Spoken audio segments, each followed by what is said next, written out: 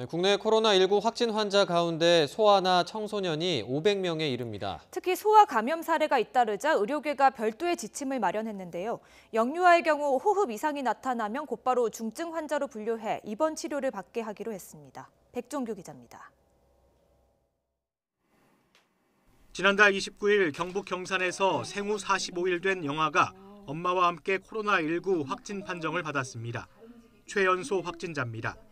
부산에서도 유치원생 확진 환자가 나오는 등 소아 감염 사례가 잇따르자 대한소아감염학회가 관련 지침을 발표했습니다. 먼저 생후 3개월 미만 영아와 폐질환, 면역억제요법 치료를 받는 소아 환자가 감염되면 반드시 입원 치료를 받아야 합니다. 호흡이 잦거나 호흡곤란, 무호흡 등의 증상이 있는 소아와 청소년은 곧바로 중증 환자로 분류해 음압격리병실에서 치료를 받도록 했습니다. 눈에 띄는 건 퇴원과 격리 해제 기준입니다. 소아 청소년 환자는 발병 7일 이후 증상이 호전되면 퇴원할 수 있습니다. 이후 PCR 검사에서 3회 연속 모두 음성이 나온 뒤 보호자까지 진단 검사를 해 음성 판정을 받으면 격리 해제하도록 했습니다.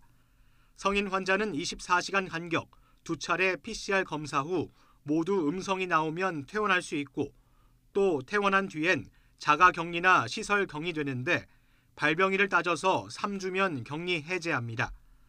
영유아 환자는 보호자 역할이 중요한데 바이러스가 대소변으로도 배출되는 만큼 보호자는 마스크와 장갑, 긴팔 가운까지 착용하고 기저귀는 의료 폐기물로 처리하도록 했습니다.